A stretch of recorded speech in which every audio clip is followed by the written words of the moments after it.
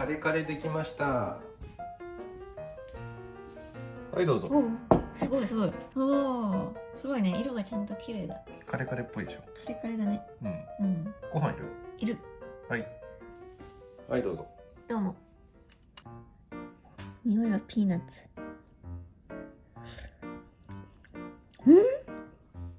おお、なんかすごい濃厚な感じがする。美味しい。食べ慣れてない味でしょ。あ、そうそうそう。日本にない味だから表現が難しい。でもすごいね。初めてでこんなに美味しく綺麗に作れて。え、これ大丈夫？すげえ。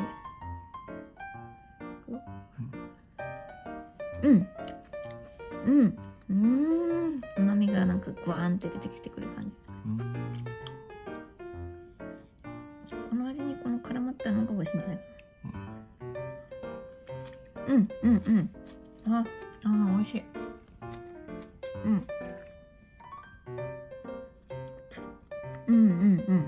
トロトロでしょ。素揚げしたから。じゃあバゴン食べてみますか。はい。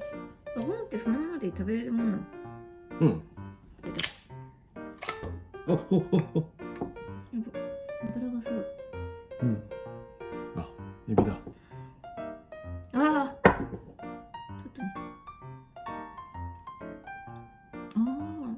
エビだ。エビ。そうだね。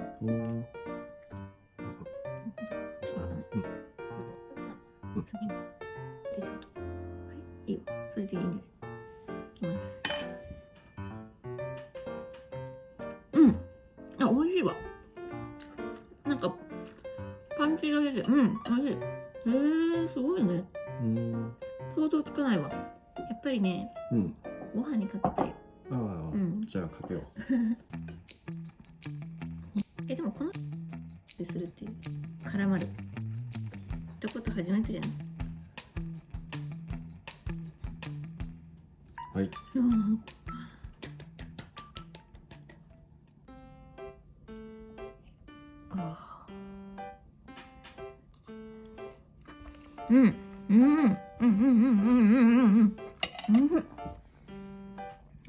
い。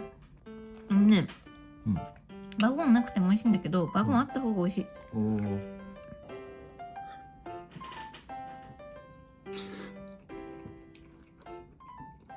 うまい。うまい。美味しい。美味しいよね。数ヶ月ぐらい前にリコールエクスプレスを作ったじゃないですか。で、ちょっと油っぽかったのと茶色かったじゃないですか。